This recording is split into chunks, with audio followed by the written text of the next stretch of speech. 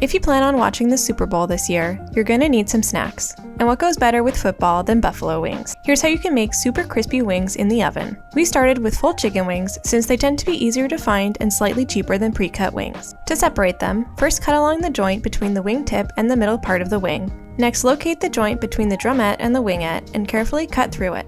You can use the wingtips for stock or just discard them. All we need for this recipe are the drumettes and the wingettes. Now comes the key ingredient, baking powder. By dusting the wings with just a tablespoon of baking powder, not baking soda, you raise the pH of the wing, which helps them get super crispy without altering the flavor. Speaking of flavor, season the wings with a little salt and pepper before thoroughly mixing everything together. Place the wings on a wire rack over a baking tray and bake at 250 Fahrenheit for 30 minutes to render the fat, then crank the heat to 425 for another 40 to 50 minutes to really crisp them up.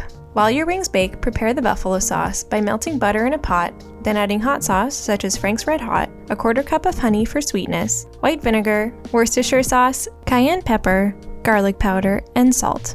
Cook this over medium heat, stirring frequently until the butter has melted and the mixture has started to boil. Remove from the heat and set aside for later. When the wings are done, they should be golden brown and very crispy. Allow them to cool for about 5 minutes before removing from the rack and adding to a large bowl.